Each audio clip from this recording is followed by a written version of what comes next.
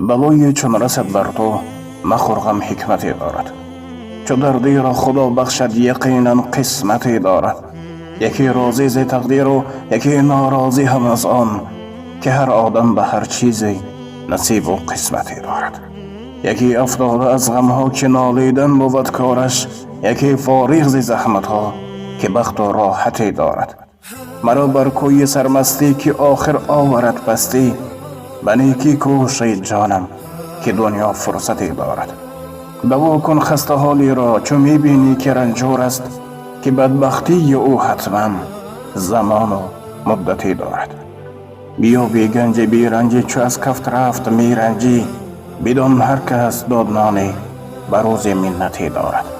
زنهاداری چه می نالی قناعت پیشه کن، زیرا دمی جان کندنش دارا به مالش لعنتی دارد.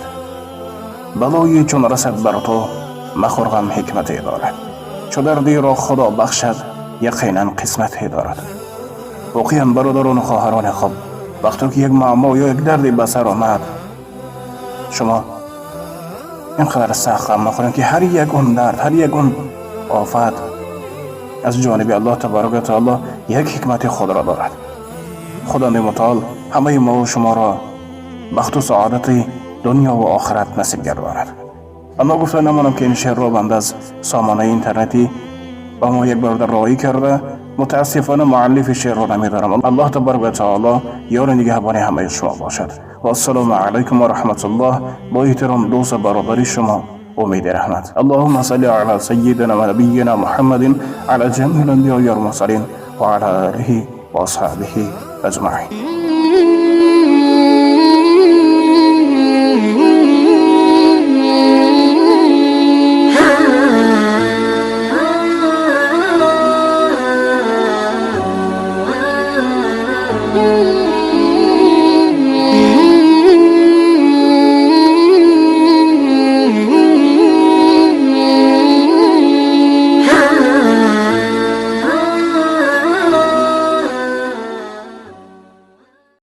طلع البدر علينا من ثنيات الوداع.